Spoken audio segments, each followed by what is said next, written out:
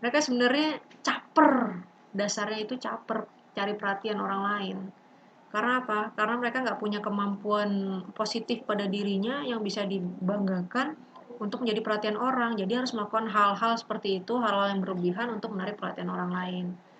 Ya kira-kira seperti itu, 10 karakteristik orang-orang yang eh, kecenderungan akan bisa melakukan tindakan bullying atau pelaku bullying. Lalu berikutnya, tadi kan manusianya, orang-orang yang melakukannya. Nah, berikut ini adalah jenis-jenis perilaku bullying yang biasa terjadi. Yang pertama, bullying itu yang umumnya terjadi adalah bullying fisik. Bullying fisik di sini contohnya adalah memukul, mencekik, menyikut, menendang, menggigit, merusak barang-barang, merusak pakaian, mencakar, bahkan meludahi. Nah, itu adalah jenis-jenis perilaku bullying secara fisik. Ada bukti nyatanya, ada bekasnya, itu kalau bullying fisik. Lalu jenis bullying lain adalah, kalau bullying fisik tadi itu kecenderungan dilakukan oleh para anak laki-laki. Para anak laki-laki yang memiliki motorik kasar yang lebih dominan, biasanya melampiaskannya secara fisik. Tapi kalau jenis bullying berikutnya, ini biasanya dilakukan oleh para anak-anak perempuan. Tapi bukan berarti juga anak perempuan tidak melakukan kekerasan secara fisik ya. Sudah banyak terjadi juga seperti itu. Dan perempuan yang melakukan kekerasan secara fisik itu hanya bisa melampiaskan kepada sesama perempuan. Dan biasanya kecenderungannya jika anak perempuan adalah jenis bullying yang kedua, yaitu bullying verbal. Bullying verbal itu dapat diwujudkan misalkan dengan mengkritik, nyindir. Nyindirnya pun belum tentu nyindir depan orangnya langsung. Nyindir ketika lewat, disindir-sindir. Terus dituduh, difitnah. Bahkan hal sepele yaitu dikasih julukan nama yang negatif. Dicela. Bahkan sebenarnya juga hal-hal yang bersifat ajakan tanda kutip ya, secara seksual itu adalah juga jenis bullying verbal. Jika kalian melihat atau pernah mengalami perampasan barang, perampasan uang, terus ditelepon secara kasar, dikirim pesan secara dengan bahasa yang tidak menyenangkan, mengintimidasi, menekan kalian, itu adalah salah satu jenis bullying verbal. Adanya surat kaleng, ketika kamu ada dalam satu lingkungan membicarakanmu karena hal yang negatif, kecenderungan difitnah, itu adalah gosip-gosip. Nah, itu salah satu jenis bullying verbal. Yang berikutnya ada jenis yang ketiga adalah jenis bullying relasional. Relasi. Asal kata dari relasi. Relasi itu adalah hubungan antar manusia ya, antar pertemanan. Sesama teman, ketika kalian merasa diabaikan, kok teman-teman yang lain seperti mengasingkan saya, kok sepertinya nggak mau lagi main sama saya, kok saya dikucilkan, kok kayaknya dia setiap melihat saya, dia atau mereka lirikannya sinis banget, terus kayaknya jijik banget melihat saya. Nah, itu adalah salah satu jenis bullying relasional. Tidak diucapkan dengan kata-kata, tapi dengan bahasa tubuh atau interaksi yang kecenderungan membuat orang itu merasa dikucilkan, merasa menjadi rendah, menjadi tidak bernilai lagi. Bukan dengan kata-kata, apalagi bukan dengan fisik ya kalau relasional ini. Nah, ini yang paling sulit dideteksi dari luar, karena biasanya kecenderungannya secara psikis. Hanya orang itu yang merasakan, dan ketika diusut siapa yang melakukan itu, bagaimana melakukannya, tidak terbukti. Karena tidak ada bukti apapun di sini gitu. Bisa jadi si korban pun sebenarnya bukan selamanya dia menjadi korban, tapi mungkin dia sedang merasa sensitif yang berlebihan, atau dia punya feeling guilty atau perasaan bersalah terhadap lingkungan itu. Jadi dia merasa hanya dia yang merasa secara subjektif dikucilkan oleh lingkungan. Padahal juga belum tentu seperti itu, karena inilah jenis bullying yang paling sulit dideteksi karena bisa bersifat subjektif atau hanya perasaan si korban itu sendiri, tidak ada bukti otentik yang menjelaskan bahwa dia sebagai korban bullying atau orang itu melakukan bullying relasional.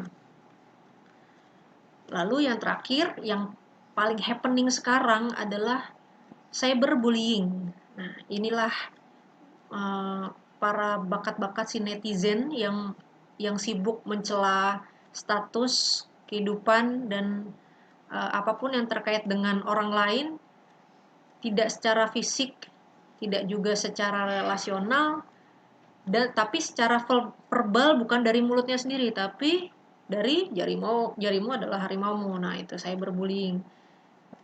Jadi ketika dia memberi komentar yang negatif pada status orang di internet, di media sosial, dia memberikan komentar-komentar yang sebenarnya tidak diperlukan, tapi ketika orang yang dituju itu membaca merasakan intimidasi, nah itu sudah jenis cyberbullying. Seorang anak yang sudah tidak memiliki nurani dan etika dalam memberi komentar pada kehidupan orang lain, dia akan mengarahkan dan memuarakan aksinya pada tindak bullying cyber ini. Biasanya orang-orang yang jenis pelaku bullying yang paling tidak punya nyali adalah para pelaku cyberbullying. Karena tidak berani bertemu langsung dengan korbannya, dia juga tidak berani melakukan aktivitas fisik apapun untuk mewujudkan kekesalan pada korbannya, tidak juga berani mengucapkan kata apapun dari mulutnya langsung, tapi dia hanya berani dari jari-jarinya yang bisa memanipulasi identitasnya juga kan di dunia maya. Jadi dia hanya berani melampiaskan tanpa bisa menampilkan dirinya sendiri apa adanya. Ini jenis pelaku bullying yang paling yang paling cemen ya, yang paling nggak punya nyali nih di sini. Tapi tenang aja, para pelaku cyberbullying ini justru sekarang sudah bisa terbentur dan tidak bisa melakukan aksinya lebih dalam karena sudah ada undang-undang IT. Bisa dilaporkan walaupun tidak berjejak, tapi sudah ada undang-undang yang berlaku dan aparat pun bisa mengusut sebenarnya. Jadi itulah 4 jenis tindakan bullying yang umumnya terjadi di antara kita. Kalau tadi adalah bentuk-bentuknya, nah ini adalah efek atau dampak bullying. Dampak bullying ini kita melihat dari sisi korban. Kalau tadi sebelumnya adalah bagaimana si pelaku ini bisa melakukan itu, jenis-jenisnya dia melakukannya seperti apa. Nah, sekarang kita melihat dari sudut pandang si korban yang mengalami kekerasan. Dampak bullying itu bisa saja yang pasti secara fisik ya. Secara fisik itu sudah pasti terlihat ketika tanpa divisum diperiksa medis pun mungkin secara kasat mata itu bisa terlihat. Secara fisik dicek ada ketegangan otot, ada sakit di beberapa bagian tertentu. Nah, ada juga ini dampak bullying yang tidak terlihat. Adalah masalah mental, depresi. Dia depresi, dia udah nggak mau makan, udah sulit tidur, gelisah terus, kadang nangis mendadak tanpa alasan yang jelas, dan alasan dampak mental tadi itu juga bisa berpengaruh terhadap fisik mereka. Walaupun mungkin kalau seorang anak dipukul oleh orang lain bisa kelihatan lebam-lebam, tapi keluhan fisik lain bisa karena dasar psikis juga. Ketika dia sudah merasakan depresi atau kekecewaan luar biasa, keluhan fisik pun akan muncul. Seperti dia sakit kepala tanpa sebab, tiba-tiba sakit perut, atau ketegangan otot, gangguan gangguan pencernaan. Nah, itu semua bisa berasal dari masalah mental juga. Lalu selain fisik dan mental tadi, bisa diwujudkan juga mereka yang menjadi korban bullying adalah merasa rasa tidak aman berada dalam lingkungan tempat dia diperlakukan tidak menyenangkan. Jadi suatu ketika dia tidak mau sekolah, dia merasa benci dengan lingkungan tertentu, mungkin saja dia pernah mengalami sesuatu yang tidak menyenangkan di lingkungan itu. Udah nggak mau berangkat sekolah, bahkan udah nggak mau keluar dari rumah buat sekolah. Dia akan menghindari hal-hal yang menyebabkan dia seperti itu. Lalu dari akademis pun akan berpengaruh. Patut dicurigai jika seorang penurunan nilai akademis yang drastis, yang ekstrim. Ada masalah apakah dia dengan lingkungannya? kemungkinan salah satu kemungkinannya bisa saja dia mendapatkan intimidasi atau bullying dari lingkungan sekolah. Tapi dalam beberapa kasus tertentu, justru anak-anak si korban bullying ini akan melampiaskan dengan perilaku yang sama yang dia pernah terima. Dia diintimidasi berupa kekerasan fisik, dia akan melampiaskan kekerasan fisik itu juga dengan orang lain yang dianggap lebih lemah pada saat yang sama. Tiba-tiba dia di rumah seneng mencela adiknya, bahkan lebih agresif, jadi gampang main tangan dengan adiknya yang lebih lemah di rumah. Oh, berarti dia punya hal terpendam yang dia tidak bisa lampiaskan ke sumbernya, dia lampiaskan ke adiknya lebih lemah di rumah. Itu kira-kira seperti itu. Lalu bisa juga adalah dia si korban bullying ini akan menjadi bibit-bibit baru sebagai pelaku bullying di masa depannya. Jadi sebenarnya para pelaku bullying sekarang itu bisa jadi yang kita sebutkan tadi sebelumnya adalah dia juga sebagai korban bullying di masa yang lalu. Jadi sehingga dia melampiaskan itu kepada adik-adiknya lagi. Nah, ini akan menjadi roda perputaran, roda setan yang tidak akan bisa berhenti kalau tidak diputus. Karena si korban ini akan menjadi pelaku di kemudian hari. Lalu si korban bullying ini, anak-anak yang pernah mengalami kekerasan, dia akan bisa konsep dirinya akan menjadi negatif. Dia akan menilai dirinya akan merasa tidak berharga, lemah, rendah diri, takut ketemu orang, merasa tidak punya arti dalam lingkungan. Pada akhirnya dia akan kesulitan berteman. Dia akan ketakutan melihat orang. Dia akan merasa, saya ini bukan siapa-siapa. Saya merasa saya nggak pantas berteman dengan orang-orang ini. Akhirnya dia akan menyendiri, menjadi pendiam. Bahkan kalau dia tidak punya tempat yang tepat untuk menyalurkan keluh kesahnya, dia bisa lari kepada hal yang negatif. Misalkan dia menjadi lari ke obat-obatan atau minuman alkohol. Lalu dampak lain yang jelas nyata adalah bisa berupa cacat fisik permanen. Ini yang paling parah. Korbannya jika sudah cacat fisik permanen ini, pelaku akan bisa dituntut secara tegas. Walaupun pelaku pun masih berada di bawah umur, tapi aturan perundang-undangan Indonesia sudah ada juga untuk menindak tegas para pelaku bullying yang kategori anak-anak dengan masa hukuman yang disesuaikan dengan KUHP untuk anak-anak. Nah, yang paling besar dampaknya adalah si korban ini melakukan percobaan untuk bunuh diri. Ini yang sudah banyak terjadi di luar negeri. Para anak-anak di sekolah-sekolah elit di luar tiba-tiba masih usia belasan sudah melakukan percobaan bunuh diri. Karena apa? Karena mengalami intimidasi. Dia udah nggak kuat lagi mengalami tekanan oleh lingkungan, baik lingkungan fisik atau yang sehari-hari ketemu di sekolah, atau melakukan orang-orang yang melakukan cyberbullying terhadap dirinya. Itu yang paling parah. Ya jangan sampai ya hal itu terjadi pada kita dan kita menyebabkan orang lain melakukan hal-hal seperti ini. Nah, kenapa nggak boleh melakukan itu? Sudah jelas kan dampaknya tadi sangat-sangat merugikan. Kalau kalian melakukan itu, orang lain yang kalian perlakukan seperti itu akan menampilkan karakternya seperti tadi. Kalian mau ada orang melakukan percobaan bunuh diri atas dasar karena kecewa atas apa yang kalian lakukan terhadap dia.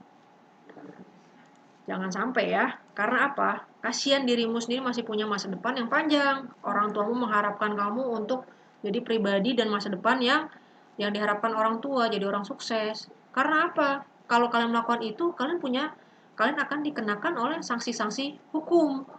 Jangan kalian kira anak-anak bebas melakukan apapun dan tidak dihukum. Kalian masuk kategori di bawah 18 tahun itu masih kategori anak-anak, tapi juga sudah ada pasal-pasalnya. Nah, salah satu dasar hukum mengenai bullying adalah pada pasal 54 Undang-Undang 35 tahun 2014. Salah satu pasalnya berbunyi adalah anak di dalam dan di lingkungan satuan pendidikan wajib mendapatkan pelindungan dari tindak kekerasan fisik, psikis, kejahatan seksual, dan kejahatan lain yang dilakukan oleh pendidik, tenaga kependidikan. Pendidik itu guru-guru ya, tenaga kependidikan itu adalah selain guru yang mendukung kegiatan pendidikan di sekolah, juga sesama peserta didik atau sesama murid ataupun pihak lain yang ada di lingkungan sekolah. Anak-anak yang ada di lingkungan sekolah menjadi tanggung jawab sekolah untuk dilindungi dari kekerasan fisik tersebut. Dan pasal-pasal yang berlaku dalam sanksi-sanksi yang akan kalian terima jika kalian melakukan tindakan kekerasan sampai merugikan orang lain, membuat orang lain cacat permanen, membuat orang tuanya mengadukan kalian atas dasar kekerasan terhadap anaknya, atas dasar kekerasan anaknya menjadi sakit, tidak sehat lagi seperti dulu, menjadi depresi, itu kalian bisa dikenakan sanksi. Karena hukum yang berlaku di Indonesia sama antara orang dewasa dan anak-anak, hanya masa hukuman, jenis hukumannya disesuaikan, tapi pasal-pasal yang berlaku itu pada umumnya sama. Jadi pasal kekerasan juga berlaku. Jadi hati-hati ya dalam nanti bertindak memperlakukan orang lain. Terus jadi apa sih yang harus kalian lakukan? Nah, untuk membuat kalian terlepas dari kemungkinan kalian menjadi seorang pelaku bullying, khususnya dan pada umumnya jika kalian sebagai junior ini biasanya akan ada sensitivitas tertentu, merasa senior kok seperti ini, seperti itu. Jadi, yang pertama yang harus kita lakukan adalah sebagai siswa harus memiliki wawasan mengenai bahaya bullying. Nah, kalian tadi sudah disampaikan efek dari tindakan bullying itu seperti apa. Mungkin kalian masih baru masuk SMA, masih jadi junior, tapi nanti ke depan waktu berjalan kalian akan mempunyai junior, kalian akan menjadi kelas 2, menjadi kelas 3, mungkin hasrat-hasrat untuk menindas adik-adiknya akan muncul. Tapi saya yakin itu tidak berlaku ya untuk kalian semua di sini. Karena kalian sudah paham bahaya bullying itu apa saja sih. Nggak ada yang positif ya. Semua efeknya itu tidak menyenangkan dan merugikan orang lain, sangat-sangat merugikan. Jadi, kita semua harus memutus rantai perilaku bullying ini, jangan sampai tersisa, karena kita nggak mau jadi korban, apalagi kita menjadi pelaku di kemudian hari. Jadi, semua harus berkomitmen, harus aktif, kalian harus punya komitmen dalam diri, stop terhadap bullying.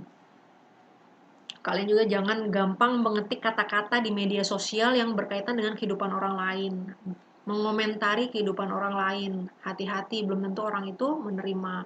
Hati-hati kalian dalam memposting, menindaklanjuti postingan antar grup kepada orang lain. Karena bisa terkena undang-undang ITE. Kalian akan dianggap menyebarkan informasi yang hoax. Itu ada undang-undangnya juga. Hati-hati, ada hukum kita di negara ini.